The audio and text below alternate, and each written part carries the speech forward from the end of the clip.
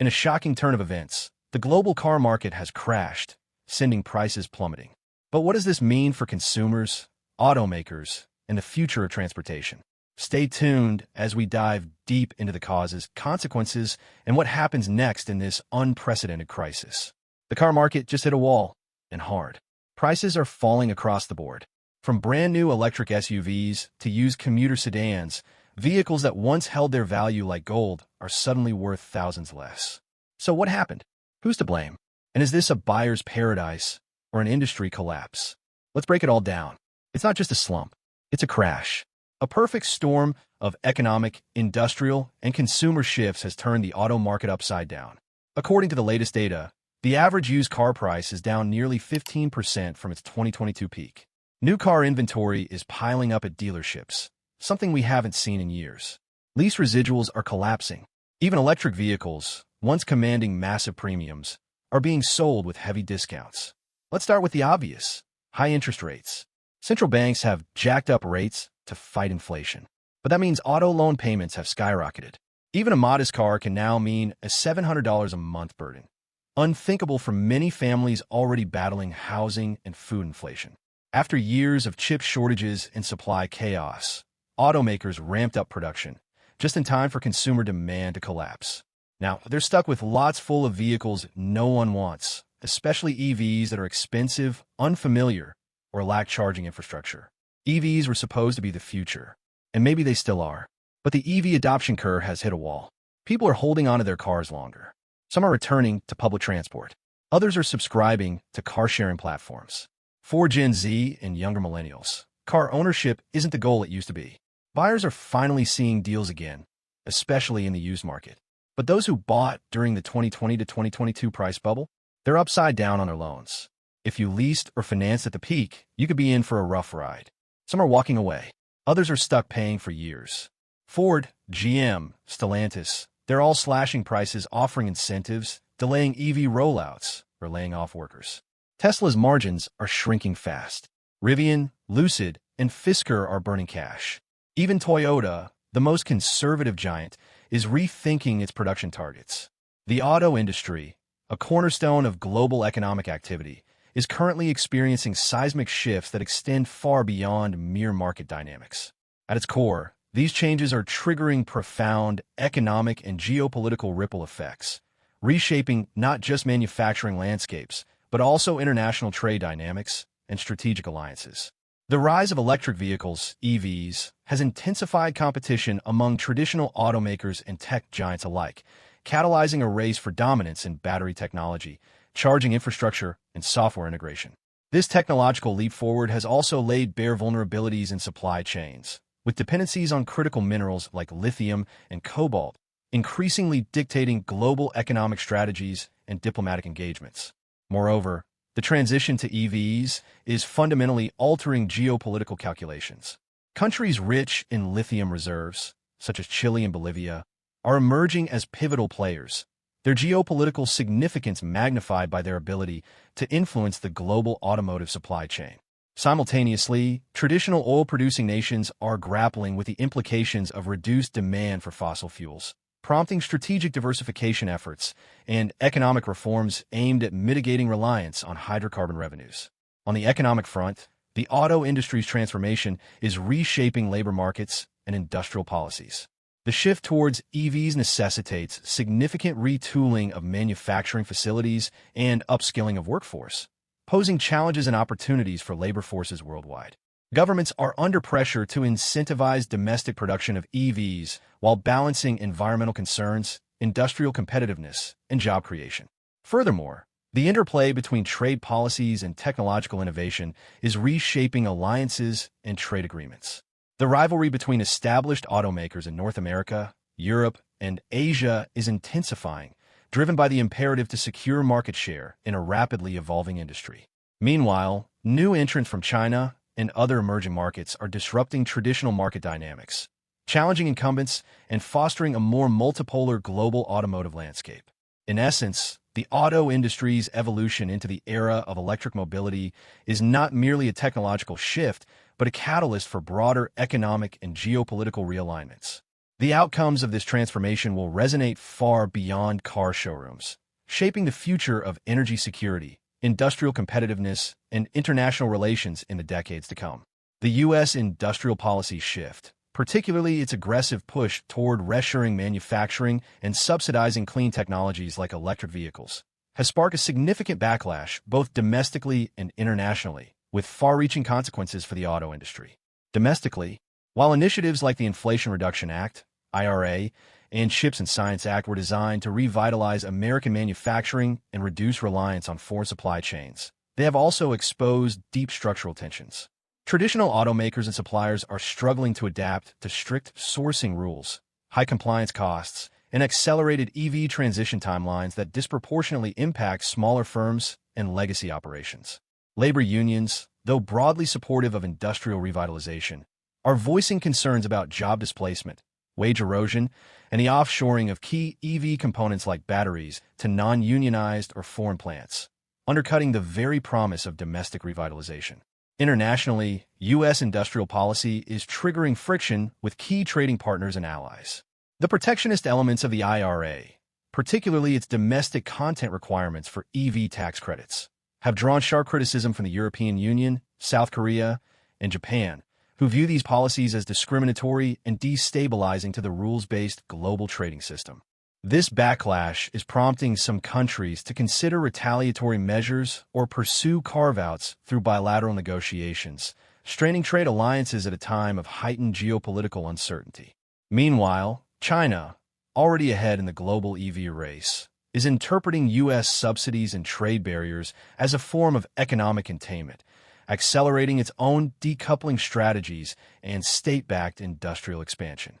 The backlash is also revealing a deeper flaw in America's fragmented approach to industrial policy, a lack of long-term coordination across federal, state, and private sectors. Incentives alone are proving insufficient to overcome infrastructural gaps, permitting delays, and workforce shortages that continue to hamper U.S. competitiveness. As the global auto industry races toward electrification, the uneven rollout and controversial reception of U.S. industrial policies risk undermining their effectiveness, potentially leaving the country both economically vulnerable and diplomatically isolated in the very sectors it hopes to lead. Would you like this integrated with the previous paragraph for a unified narrative? Canada and Mexico are emerging as pivotal players in the North American automotive industry, leveraging the United States-Mexico-Canada Agreement, USMCA, and nearshoring trends to bolster their positions. These nations are not only adapting to shifting trade dynamics, but are also actively shaping the future of automotive manufacturing in the region. In Mexico, the automotive sector has shown remarkable resilience and adaptability. According to the Mexican Automotive Industry Association, MIA, 91% of Mexico's automotive production complies with USMCA rules of origin, underscoring the country's commitment to regional integration. This compliance has been instrumental in maintaining Mexico's attractiveness as a manufacturing hub, even amid trade policy uncertainties. Similarly, Canada has been reinforcing its automotive industry through strategic investments and policy alignment. The country has been proactive in ensuring that its automotive exports meet USMCA standards, thereby securing tariff exemptions and maintaining competitiveness in the U.S. market. These efforts have been crucial in sustaining Canada's role as a key player in the North American automotive supply chain. However, recent U.S. tariff policies have introduced new challenges. In January 2025, President Trump announced broad tariffs on Canada and Mexico, threatening the highly integrated North American auto supply chain. While exemptions were initially granted for USMCA-compliant vehicles, the eventual imposition of a 25% tariff on all imported cars, including those from Mexico and Canada, has created significant disruptions. Automakers like Stellantis have had to reassess their North American manufacturing strategies, with some even pausing production in response to the tariffs. Despite these headwinds, the long-term outlook for Canada and Mexico remains optimistic. The structural advantages provided by the USMCA, combined with ongoing investments in compliance and infrastructure, position both countries to capitalize on the evolving landscape of the automotive industry. As the sector continues to navigate the complexities of trade policies and supply chain realignments, Canada and Mexico are poised to play increasingly influential roles in shaping the future of automotive manufacturing in North America. What happens next? The global auto industry now stands at a critical inflection point. What happens next will be shaped by the convergence of policy, geopolitics, and market response. As the U.S. doubles down on protectionist industrial policy while facing backlash from allies and domestic stakeholders, the path forward could diverge sharply, either toward a fractured, regionalized auto economy marked by trade disputes and supply bottlenecks, or toward a recalibrated system of cooperation built on clearer standards and more pragmatic execution. Canada and Mexico, rising in strategic importance due to their USMCA positioning and manufacturing resilience, could become not just production hubs, but central players in negotiating the future of North American auto competitiveness. Meanwhile, global actors like China and the EU will continue reshaping the industry through aggressive industrial policy, battery dominance, and export expansion. If the U.S. remains entangled in policy gridlock or inconsistent implementation, it risks losing its grip on automotive innovation, even as it pours billions into subsidies. Automakers themselves may take the lead, reshaping their global footprints, bypassing policy hurdles, and investing in modular, software-defined vehicles that can be rapidly adapted across borders. Automakers around the world are entering crisis mode as the once straightforward business of building and selling cars collapses under the weight of global volatility. The shift to electric vehicles has not only upended century-old supply chains, but it's also exposed deep vulnerabilities in automaker business models, vulnerabilities many executives failed to address during the profit-rich years of internal combustion.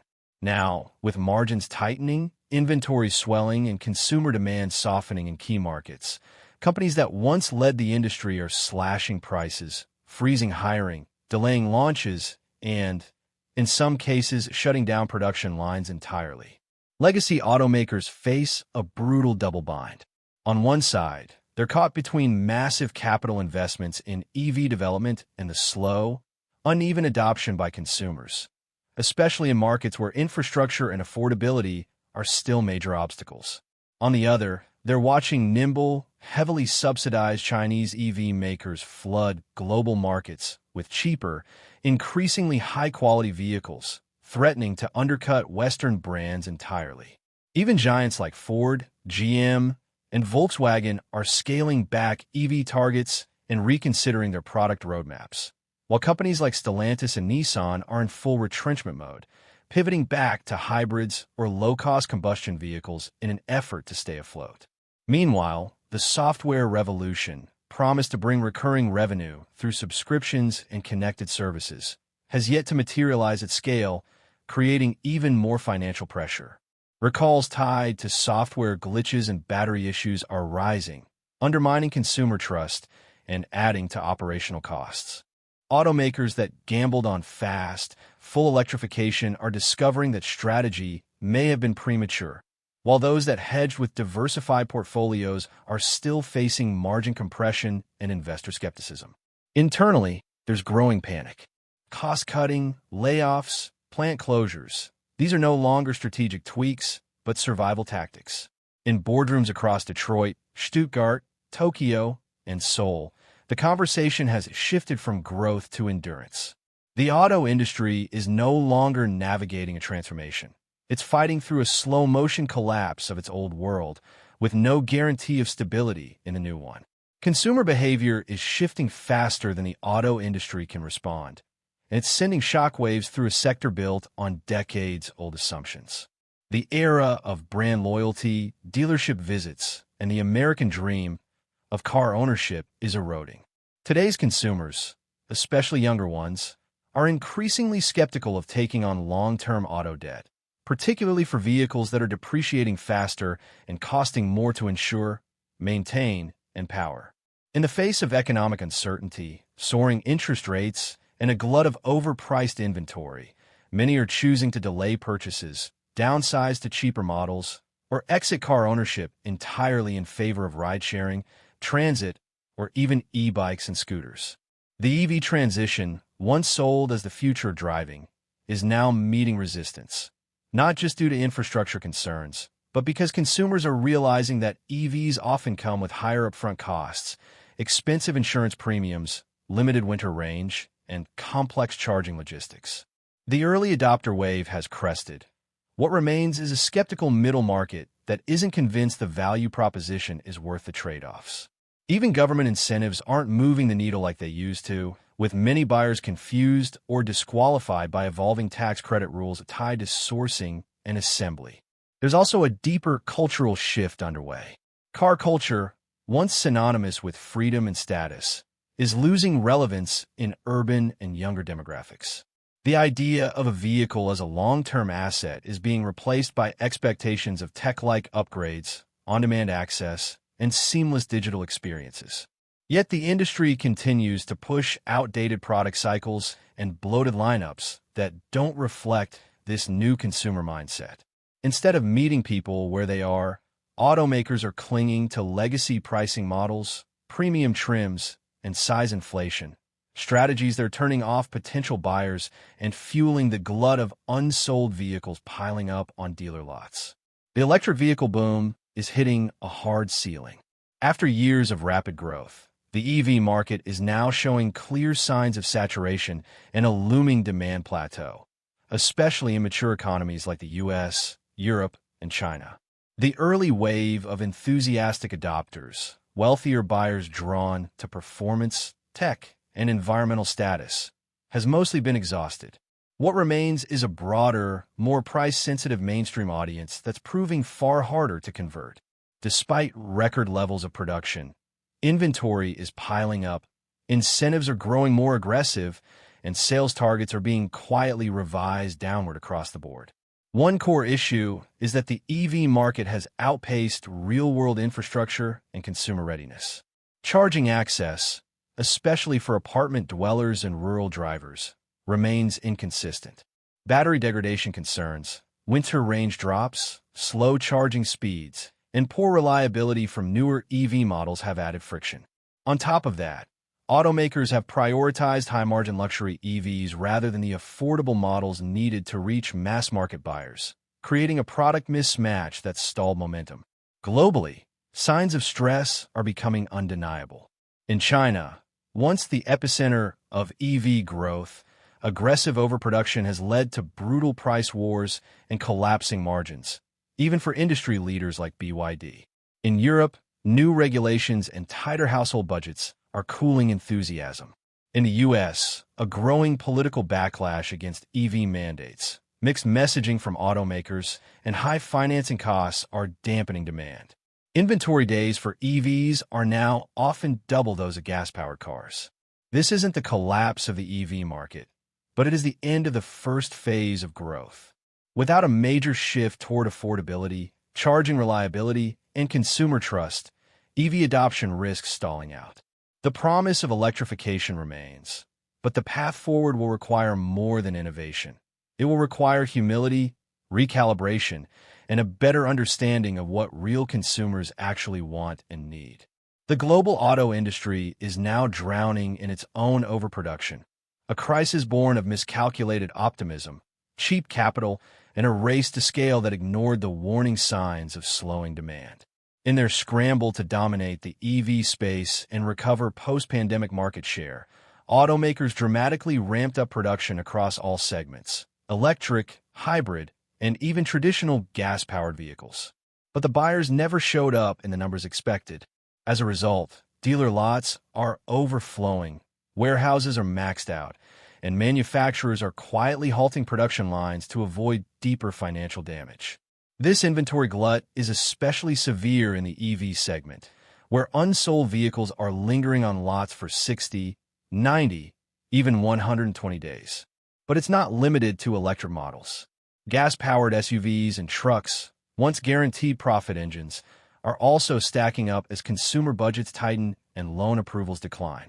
Even with heavy discounts, 0% financing gimmicks, and inflated trade-in offers, consumers are walking away, either priced out or simply uninterested in what the market is offering.